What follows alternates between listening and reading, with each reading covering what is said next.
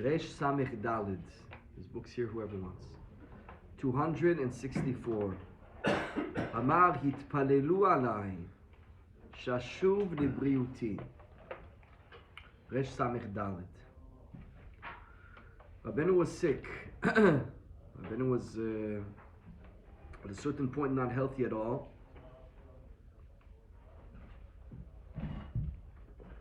And during that time, he told his Hasidim, pray for me.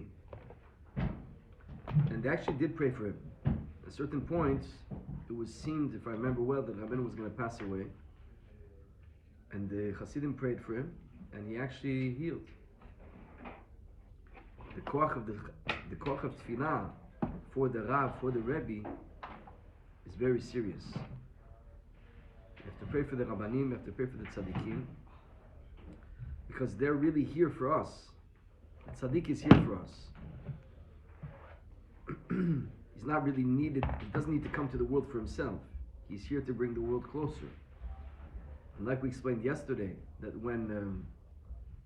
when you have the ability to come close, you choose not to come close. The tikkun is to come close when it's impossible to come close. For example, Ishma bizyono yidom bishtok. One of the pshatim there is you got to hear your embarrassment, be quiet. And it's written, I think Rav Nosson says, you should even hear your own bizayon yidom bishtok. When you mevazeh yourself. In other words, one of the ways to do tshuva is to be silent when you're getting an embarrassment. Yishma bizyono, yidom bishtok. On the inside and on the outside. Yidom on the inside, dam, dmima, shtok on the outside, shtika. Now, that's if somebody else embarrasses you. They come, they insult you, they slight your honor. But you can also mevazeh yourself. Look at you, you're good for nothing. What's going to be with you already? You take resolutions, and you always break them, you never stick to them. You're not advancing at all. And so we say that to ourselves all day. Wrestlers work very hard not to say that. You're not allowed to say that to yourself. 23 hours a day, you're not allowed to say that. 1 hour a day, you're allowed to say it, but not in a way that breaks you.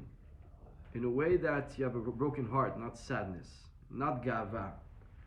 Gava means, I should be this big tzaddik, and why am I not? This is not fair, Hashem's making a mistake. Humility means, even to be alive, it's a gift, and to do even the small mitzvot that I'm able to do, it's a big gift, and I wish I could do better. I mean, even the mitzvot I'm doing, I don't really deserve to be able to do them. And I wish I could do more mitzvot. So, when you hear a bizayon, you're supposed to be quiet. Shma bizyono b'yidom yishtok. But it works like this. When you hear the bizayon, in your mind telling you, look at you, you're having bad thoughts. What embarrassment. Look at what you're looking at. Look at what you're thinking. That hurts you, right? You know that tikkun, what it's for? You be quiet. Shush. You know why you have to shush? Because that's a tikkun for when you weren't supposed to look and you didn't care about looking. When you weren't supposed to care, you weren't supposed to think and you didn't care. Meaning, the tikkun for thinking thoughts that are not appropriate is later, and when you didn't care about that, you just not even thinking about this is usher, it's not usher, who cares if it's a mitzvah or not. I'm going to think and look at what I want to do, what I want to. So the tikkun is now you don't want to and you can't stop it. Now you want not to think, but you can't stop thinking. That's the exact tikkun. So to come close to, when Am Yisrael could have came close to the tzaddik and they chose to chodek on the tzaddik, so now the job is to come close to the tzaddik when the tzaddik is not here. So we have to pray that the tzaddikim stay around, because the tzaddikim pass away because of our averot. The Gemara says that the Churban of Beit HaMikdash is not as much as it's kiflaim. The opposite is kiflaim. When the tzaddik passes away, it's kiflaim, double painful and damaging is the Beit HaMikdash being destroyed. So why does Hashem take them away? Because that's exact tikkun. Now you got to try double. You got to double it up. When the tzaddik was here, you couldn't. You didn't want to. Now we're going to take away the tzaddik, and now through all the machloket, you got to come through to the tzaddik. Hashem will send another tzaddik. So it's always zenu matzeh. So the tzaddik, when he tells you pray for him, which he told his people, pray for me, it's really serious, because the tzaddik is sick because of the people. He's sick because of the people. For him, he has no avirot. Why does he have to get sick? He's sick because of the people. So here, that's what the Rabbeinu was telling him. And then he said, and if I will get healed, I'm going to bring you on a brand new path in Judaism and Torah and serving Hashem that never existed. Even though it's very old. And still it's completely new. So that's a statement we have to understand. Rabbeinu said that his derech is completely new, but it's very old. So for example, Itbodedut. It's brand new for Am Yisrael. Rabbeinu said in a certain place that Itbodedut is going to be like putting on tefillin.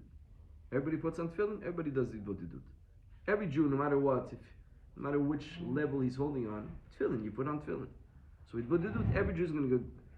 Now, not everybody learns Rashi Tosfot and Marsha and Maram Shif, but everybody puts on tefillin.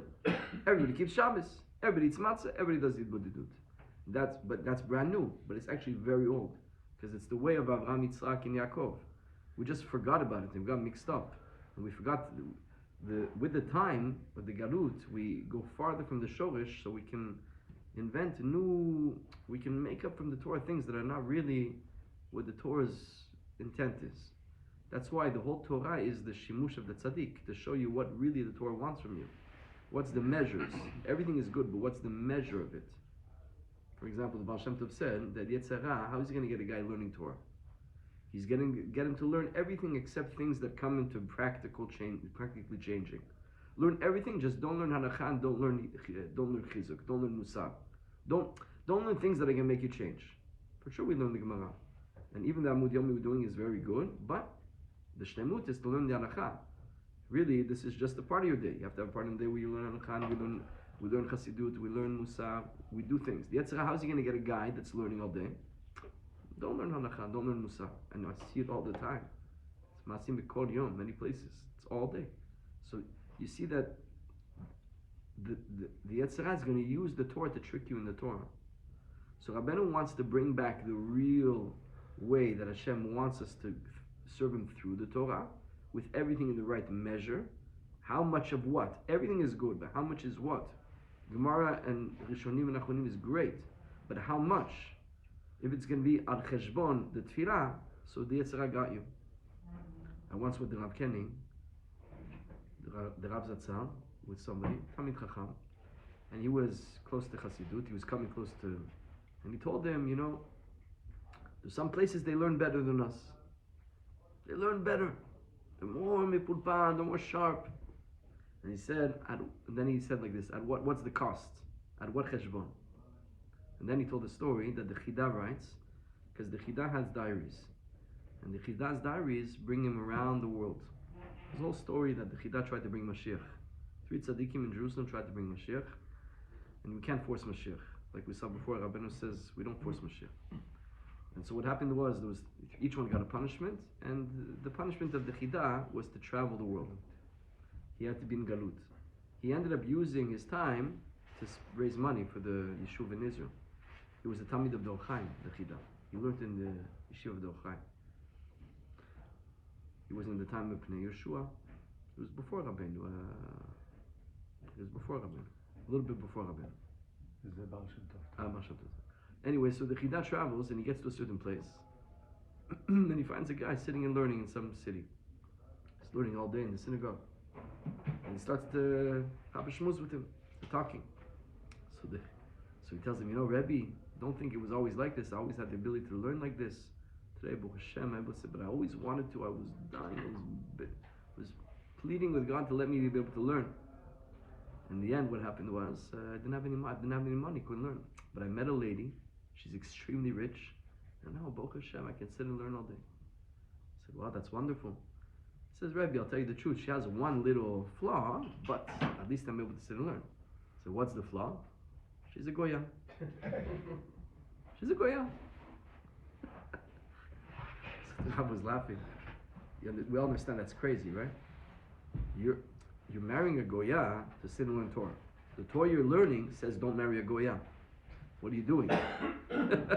What in the world are you doing? So many contradicting things that we do that is what the Torah forbids. So that's what the Rav told us. The Rav told us, yes, learning at the deepest level is wonderful. But if you, okay, I'm not going to pray Shachit. I'm going to skip Shachit to pray Lech. You make a mistake. The Gemara you're learning says pray Shachit. And the Arizah says say Korbanot. And talk to Hashem. It's a mitzvah doraita. So if you're going to, a Breslover, if you're going to learn an extra hour and not do it, but do it, yes, Ragat. But learning is Keneged Kulam. Yeah, but Rabbeinu said that if you don't have the time of Bodedut, if you don't have that time to connect, even your learning, the Yetzirah is going to get you in the learning. It's going to be maybe for the not wrong reasons. So everything, I'm going to learn. I have to, I don't have my. I'm going to turn on the lights to learn on Shabbos because I don't have lights. Come on.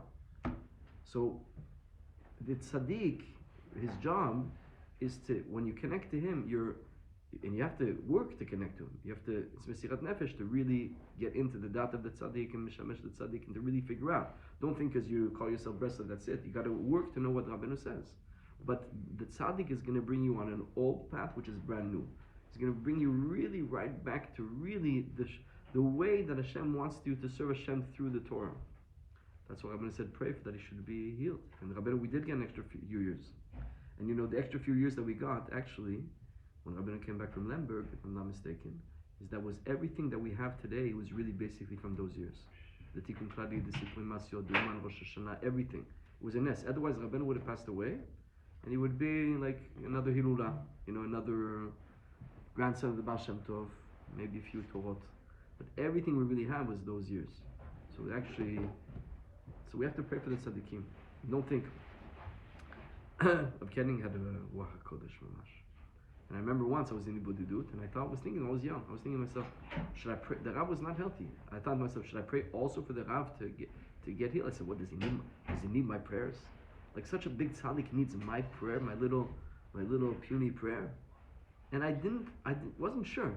And the Rav, like he would always do, he would use his Ruach HaKodesh for those type of things. Like birur in Ashkafa. Like to figure out really what's the proper thing. I sat down with him, and always in the conversation he would throw in things that you're thinking about, and does he know I'm thinking that? He doesn't know, and he knows, but he throws it in, and he said to me, and I really want to ask you, it's the only time ever he asked me that, the same day, אני מאוד רוצה לבקש ממך שתתפלל עליי, אם תוכל להתפלל עליי the Rav told me, meaning we have to pray for. I read a story, something crazy. There was an orphan. There was a kid. There was a certain family that the kids passed away. That the parents passed away. And so they were being raised by. Can't remember who they're being raised. By another family maybe. And the parents came in the dream of like the uncles and the family, and they said, please pray for my kids, because a kid can't grow without prayer. For a kid to succeed, we need prayers. And the other family's taking care of them good, but they're not praying for them. They're giving them food, they're not praying for them. So you need to pray for them. I read last week that the Stipler, who's till his 80s, 90s, I don't know how long he lived. He used to pray for Rab Chaim Kanevsky that he should be successful in his learning Torah every day. And Rab Chaim is 70 years old. Yeah. 70 years old he was. We have no idea what prayers do for people. And so pray also for the Rabbanim, also for the Tzaddik. Chazak Baruch. רפואה סופיה אבא בת חמלה.